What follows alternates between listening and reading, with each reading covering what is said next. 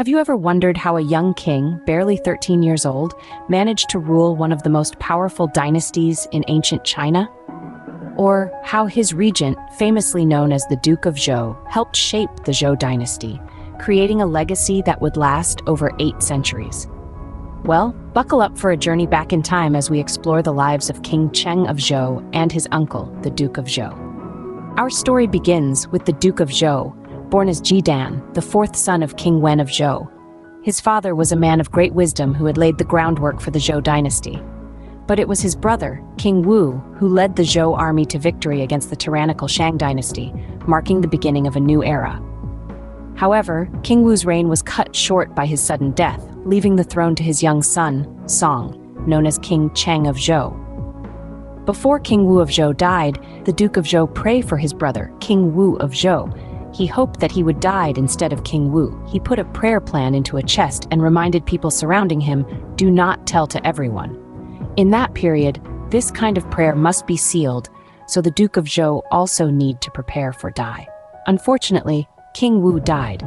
Picture a 13-year-old boy suddenly thrust upon the throne of a vast kingdom. Young King Cheng, barely a teenager, was now expected to rule the Zhou dynasty. But he was not alone. His uncle, the Duke of Zhou, stood by his side as his regent, guiding him through the intricacies of ruling a kingdom. The Duke of Zhou did not have an easy task ahead. There were rebellious vassals to quell by the old people of Shang dynasty, a kingdom to stabilize, and he needed to face a serious problem. Although King Cheng of Zhou was still young, but he didn't trust his uncle, the Duke of Zhou, because his uncle always helped him for the politics, but not himself. Some people said the Duke of Zhou was trying to steal his identity of King of Zhou. Yet the Duke of Zhou moved left Haojing, the capital of Western Zhou dynasty, and moved to the countryside. At that time, the rebellion of the Three Guards started. The new Rose Kingdom suddenly fall into a serious difficulty. We would do a more deep inside explanation about the rebellion of the Three Guards, so make sure you subscribed so you could follow our videos. After the Duke of Zhou returned and solved the rebellion of Three Guards, the Duke of Zhou continued to develop the Zhou dynasty. He even tried to move the capital city to Luoyi, known as Luoyang nowadays, fostering a period of cultural and intellectual growth known as the Eastern Zhou period. He was the first man who used politeness and respectfulness for the main majority of the kingdom's political.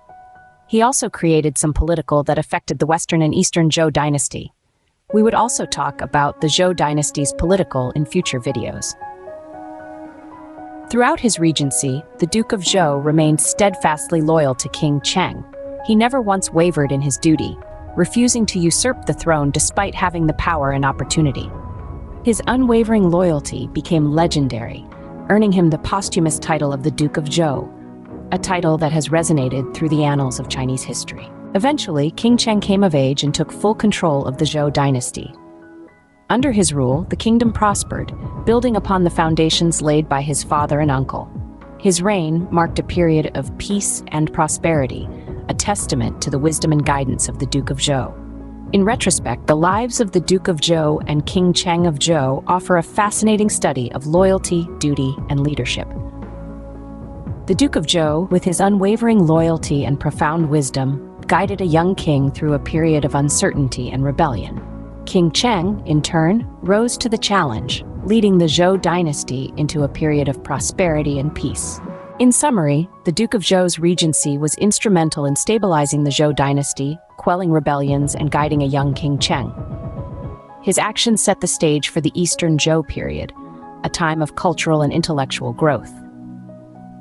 Meanwhile, King Cheng's reign under the guidance of the Duke of Zhou marked a period of peace and prosperity for the Zhou dynasty. Their story, a blend of loyalty, duty, and leadership, remains etched in the annals of Chinese history, serving as a testament to the enduring legacy of the Zhou dynasty. This is the story of the Duke of Zhou and King Cheng, a story of an uncle and nephew duo who together built and nurtured a dynasty that would last for over 8 centuries. At last, remember to leave a comment below for helping us to improve videos, and also like this video and subscribe to our channel. We will appreciate if you do that. Goodbye and farewell.